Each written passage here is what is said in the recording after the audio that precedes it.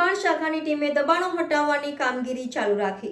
વડોદરાના આજે બીજા દિવસે પણ કુંભારવાડા ફતેપુરા વિસ્તારમાં દબાણ દૂર કરવાની કામગીરી હાથ ધરાઈ। કોર્પોરેશન અને પોલીસ બંદોબસ્તને મળતા દબાણો દૂર કરવાની કાર્યવાહી હાથ ધરવામાં આવી, પણ થોડો વિલંબ થતાં આખરે દબાણની કામગીરી ચાલુ થઈ પોલીસ બંદોબસ્ત સાથે। રિપોર્ટર રાહુલ રાજપૂત, વાન ન્યૂઝ, વડોદરા। वगर पुलिस तो मारा कामगिरी न कराय ने भाई, मारे मारी सेफ्टी राखवानी छे ने। પોણો કલાક જેવું થયું। સંકરનો કેમ અભાવ છે? હવે એ તો મારા બર્થડે જે ડાયરેક્ટર ઇન્ચાર્જ ડાયરેક્ટર આદેશ આપ્યો એટલે હું આવી ગઈ। માનો છો કે દબાણ તમારી ટીમ થઈ ગઈ પણ દબાણો તો હટી ગયા? ના જોઈશું તો અમે કાલની ગલીઓમાં ક્યાંક હશે તો કાઢી લઈશું દબાણ। કેમ આવું અભાવ કેમ જોવા મળે સંકલનનો? પોલીસ શું કહી રહી છે?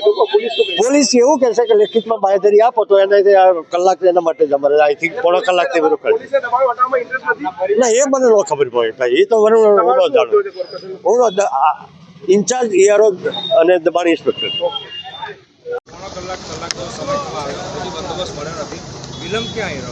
પોલીસ તરફથી અરજી આપવાની કીધી છે, એટલે અરજી આપી છે, પોલીસ બંદોબસ્ત ફાળવી આપશે, તાત્કાલિક ફાળવશે એવું અમને કીધું છે।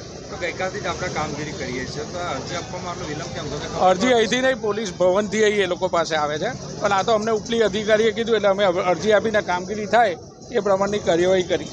જ્યારે ગૃહમંત્રીની આ પ્લાનિંગ હોય અને એની અંદર એ અરજી હજુ ફાળવતા હજુ આટલો બધો સમય લાગે, તાત્કાલિક કશું ના થાય, આ તો સરકારી તંત્ર છે।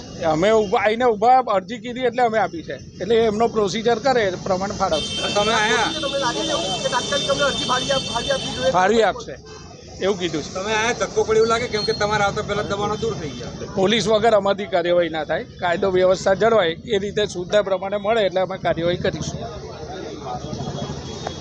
Subscribe now and press the bell icon. Never miss an update.